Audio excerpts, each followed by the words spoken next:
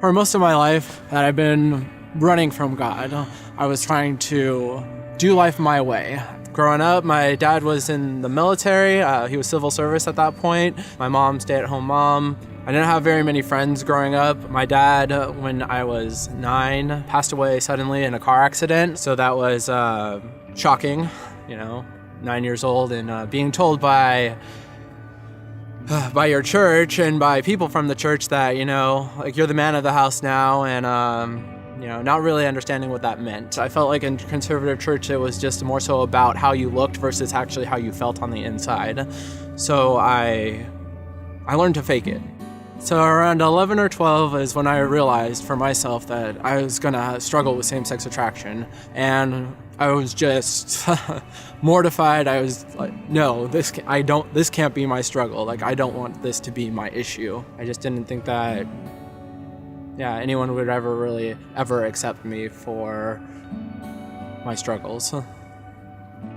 And dealing with that pain and those things that I just hadn't dealt with, I turned to alcohols and drugs. I was done with the whole church thing. Like, I wanted to drink, I wanted to party, I wanted to just have fun. In October of 2013, I'd say it was where I really was on the verge of hitting like rock bottom. I was going to a rave in downtown Seattle for Halloween.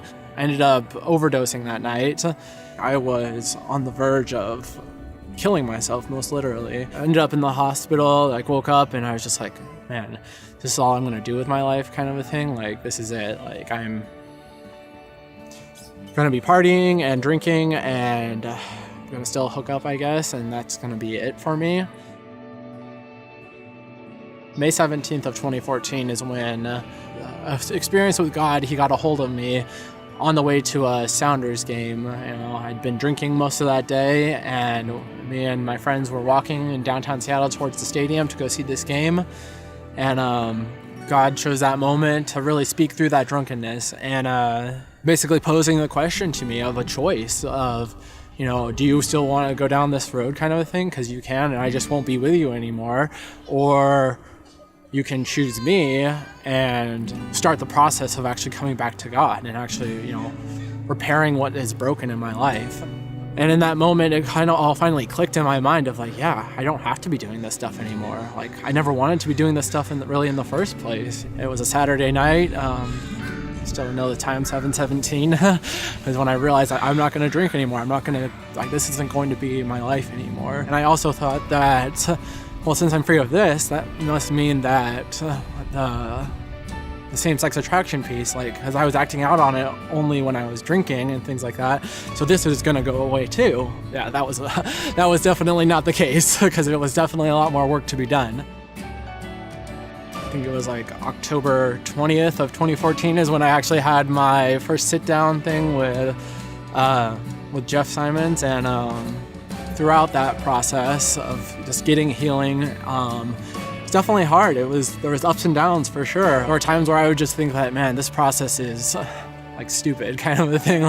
This isn't working. Talking about this isn't helping me. I still feel the same, but at the same time, I knew that there was something different because things inside of me were changing. It's just such an amazing feeling of just knowing that there is true peace in following God. That peace that the Bible talks about that passes all understanding in Philippians 4:7. That's something that we can all experience, versus thinking that my homosexuality or my gay feelings and those things that I felt were driving me before, that relationship with God now, that takes precedent on who I am and what God sees in me. He sees me as his child, and I'm beloved, and I am I am worth more than what I ever thought that I could be worth.